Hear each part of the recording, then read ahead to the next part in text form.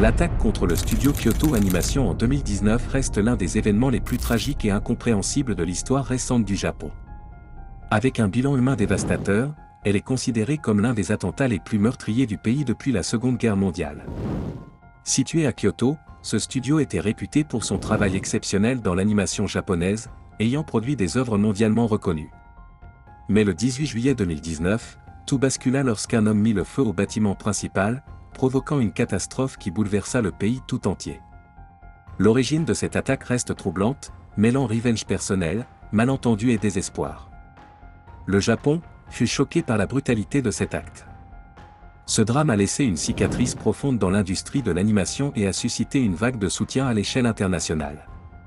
Malgré tout, le studio Kyoto Animation a trouvé la force de se reconstruire, en rendant hommage aux victimes tout en poursuivant son travail créatif. L'affaire du Kyoto Animation Studio Massacre demeure une tragédie marquante, et son impact sur la société japonaise ne s'effacera jamais. Bienvenue dans Ombre des faits, là où derrière chaque crime, se cache une vérité non dite. Si tu es passionné de crimes et de faits étranges, je t'invite à t'abonner. Commençons.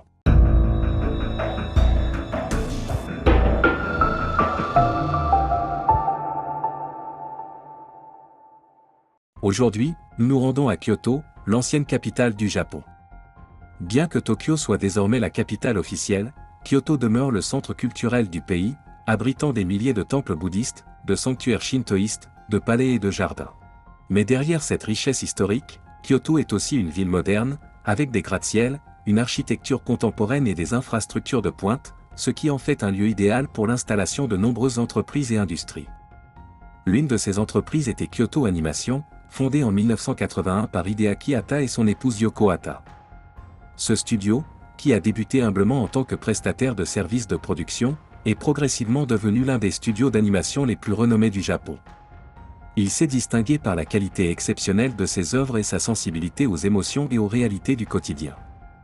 Contrairement à de nombreux autres studios, Kyoto Animation offrait des salaires fixes à ses employés, plutôt que des contrats en freelance, et formait ses équipes en interne, leur permettant de privilégier la qualité plutôt que la quantité. Avec le temps, Kyoto Animation a grandi, passant de son siège d'origine à Uji City à Fushimiku, Kyoto, où fut inauguré Studio One. C'est dans ces locaux qu'ils produisirent des succès incontournables tels que Clannad, ou encore à Silent Voice. En 2019, le studio était à son apogée, célébré non seulement pour ses œuvres, mais aussi pour ses valeurs et ses pratiques d'entreprise exemplaires. Mais comme toute entreprise en vue, Kyoto Animation devait aussi faire face à la critique, parfois acerbe. Si certains n'appréciaient pas ses œuvres ou son modèle économique, un petit groupe de personnes nourrissait une haine irrationnelle envers le studio. Parmi eux, un homme allait transformer son ressentiment en une violence inimaginable, Shinji Aoba. En 2019, Shinji Aoba, âgé de 40 ans, vivait à Saitama, où il menait une vie marquée par l'instabilité et l'isolement. Né le 16 mai 1978, il grandit à Midoriku, un quartier de Saitama City. Son enfance fut bouleversée par le divorce de ses parents, le laissant avec son père, son frère et sa sœur. Adulte, Shinji vécut une vie difficile. Décrit comme absent et renfermé par ses anciens camarades, il occupa plusieurs petits emplois, notamment comme employé à temps partiel dans une supérette. Mais en juin 2012, il commet un braquage armé dans un commerce, s'emparant de 20 000 yens, environ 2 cents. Rapidement arrêté, il fut condamné à 3 ans et demi de prison. Lors de son procès, il déclara être lassé de vivre en société. Après sa libération en 2016, il retourna vivre dans un appartement à Saitama. À la même période, Kyoto Animation poursuivait son ascension. Depuis 2009, le studio organisait un concours annuel, les Kyoto Animation Awards, visant à révéler de nouveaux talents en permettant aux écrivains de soumettre leurs histoires. Les meilleurs récits étaient publiés sous le label du studio, et les plus prometteurs pouvaient même être adaptés en anime.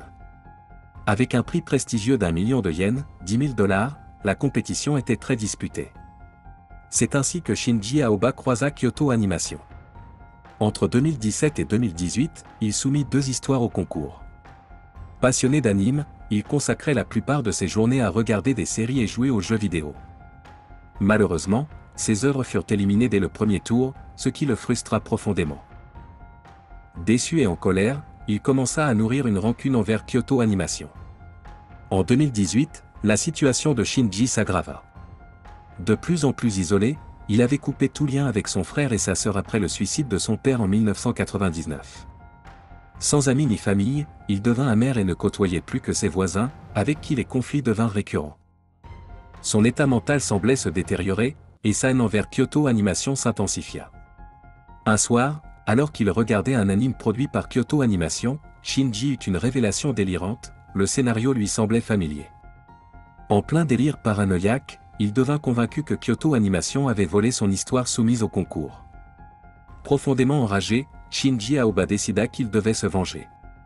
En octobre 2018, plus de 200 menaces de mort furent envoyées par email à des employés du studio, via un logiciel anonyme. La police fut alertée, mais ne put identifier l'expéditeur, les mails ayant été envoyés via TOR. Des patrouilles furent alors mises en place aux abords du bâtiment, et bien que les menaces cessèrent, une vengeance bien plus sombre se préparait pour l'année suivante. Le 14 juillet 2019, Shinji Aoba vivait toujours dans un isolement profond, rongé par la frustration et la colère. Ce jour-là, Matsumoto, un ingénieur en contrôle qualité de 27 ans, profitait de son week-end sur son canapé. Son voisin de palier, Shinji, était habituellement bruyant, mais cette fois-ci, un autre résident du bâtiment assemblait des meubles à l'étage supérieur. Shinji, persuadé que le bruit provenait de Matsumoto, se mit à frapper violemment le mur partagé entre leurs appartements. Matsumoto, connu pour être courtois, se dirigea vers la porte de Shinji afin de lui expliquer calmement qu'il n'était pas responsable du bruit. Mais à peine la porte ouverte, Shinji l'attrapa brutalement par le col et lui hurla « Tu es trop bruyant. Tais-toi. Je vais te tuer. Je n'ai plus rien à perdre. » Quelques instants plus tard, Shinji relâcha Matsumoto, qui, terrifié, décida de se rendre immédiatement au poste de police pour signaler l'agression. Mais lorsque les agents se présentèrent à l'appartement de Shinji, celui-ci avait disparu. Le lendemain, Shinji prit un train à grande vitesse en direction de Tokyo, où il réserva une chambre d'hôtel. Le 16 juillet, il poursuivit son voyage vers Kyoto, apparaissant sur plusieurs enregistrements de vidéosurveillance le long du trajet. Ce soir-là, il passa la nuit dans un nouvel hôtel, poursuivant un objectif inquiétant. Le 17 juillet, vêtu des mêmes vêtements depuis 3 jours, Shinji entra dans un magasin de bricolage et acheta un chariot métallique. Il parcourut ensuite 6 miles avant de s'arrêter dans une station-service pour acheter 10 gallons d'essence. Son parcours le mena le long du fleuve J, en direction du studio Kyoto Animation. Cette nuit-là, il passa encore une nuit à l'hôtel, mais cette fois-ci, ses intentions étaient terribles. Le lendemain, il était prêt à passer à l'action, et ce qu'il allait faire serait d'une noirceur inimaginable. Le 18 juillet 2019, Shinji Aoba arriva au studio Kyoto Animation avec un chariot rempli d'essence. Il était 10h31, et environ 70 employés travaillaient à l'intérieur du bâtiment. Sans prévenir, Shinji franchit les portes, renversa un seau d'essence, alluma un briquet et hurla « Vous allez mourir ». En 10 secondes, l'explosion embrasa le premier étage, et 10 secondes plus tard, le second étage était entièrement en feu. Les fenêtres du troisième étage volèrent en éclats sous la puissance du brasier, libérant une fumée noire qui s'échappait par chaque ouverture. Shinji lui-même fut pris dans l'explosion, ses vêtements en flammes, mais il réussit à s'enfuir avant de s'effondrer dans la rue voisine. Des passants, ignorant qui il était, lui apportèrent une aide immédiate, et lorsqu'il retrouva conscience, il tenta de fuir. Cependant, 2 employés de Kyoto Animation le reconnurent, le poursuivirent et l'immobilisèrent au sol. Lorsque la police arriva, ils lui demandèrent ses motivations, et il répondit avec rage « Ils ont plagié mon travail. Je voulais parler au président de la société. » Les pompiers arrivèrent rapidement, mais il était déjà trop tard pour la moitié des occupants. L'incendie ravagea le bâtiment pendant 5 heures, et à la tombée de la nuit, les secouristes retrouvèrent les corps de 33 victimes. 3 personnes au premier étage. 11 personnes au second. 19 personnes bloquées dans l'escalier en colimaçon menant au toit, dont la porte était verrouillée. L'escalier, transformé en cheminée naturelle, alimenta le brasier, piégeant les victimes. Des dizaines de survivants furent hospitalisés, mais dans les semaines qui suivirent, 3 autres perdirent la vie à cause de leurs blessures, portant le bilan total à 36 morts. Le Japon, sous le choc, peina à comprendre l'ampleur de cette tragédie. Lorsque l'horrible vérité fut dévoilée, la nation, le monde et toute la communauté anime exprimèrent leur colère et leur désespoir. Shinji Aoba venait de commettre l'un des pires massacres de l'histoire moderne du Japon, depuis la Seconde Guerre mondiale. Après l'attaque du studio Kyoto Animation, les pompiers secouraient Shinji Aoba, gravement brûlé. Mais alors que la police fouillait ses affaires, elle découvrit qu'il avait prévu un plan B. Il transportait 6 couteaux inutilisés, probablement pour commettre d'autres actes violents si son incendie échouait. Bien que plusieurs témoins l'aient identifié comme le principal suspect, les enregistrements de vidéosurveillance montrant son parcours avec l'essence et la découverte de ses armes, les autorités japonaises ne purent l'arrêter immédiatement. Shinji souffrait de brûlures sévères sur tout le corps, le laissant inconscient, et bien que la police ait émis un mandat d'arrêt, elle devait attendre qu'il soit jugé apte à être détenu. Les médecins lui donnaient à peine 1% de chance de survie, et pourtant, malgré les semaines d'incertitude, Shinji Aoba survécut. En septembre 2019, les médecins annoncèrent qu'il n'était plus en danger de mort, mais un nouveau problème surgit, le manque de peau humaine disponible pour les greffes. Le Japon étant un pays où le don d'organes est rare, les victimes de l'incendie furent prioritaires pour recevoir les dons. Shinji, lui, devint le premier patient au Japon à recevoir une greffe de peau artificielle complète. La police put enfin l'interroger, et dès septembre 2019, il confirma être l'auteur de l'incendie, déclarant « J'avais une rancune contre Kyoto Animation.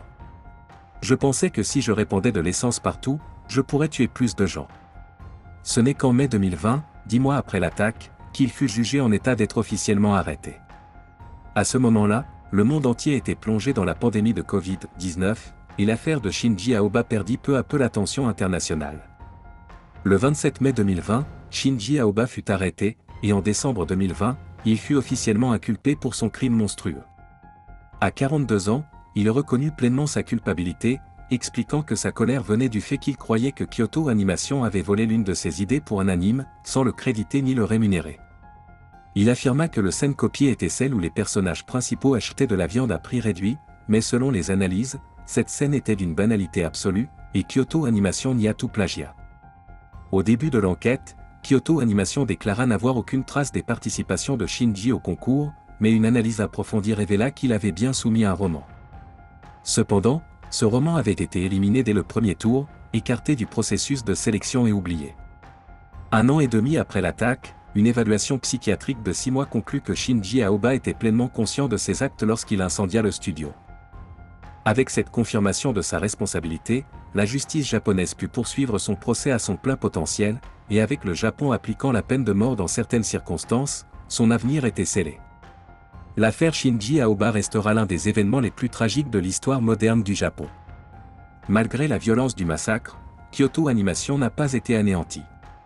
Grâce à une mobilisation mondiale, le studio a reçu un soutien financier, lui permettant de se reconstruire et de continuer à honorer la mémoire des victimes. La justice japonaise, quant à elle, s'est assurée que Shinji Aoba réponde pleinement de ses actes, tout en renforçant les mesures de sécurité incendie et la régulation de la vente d'essence.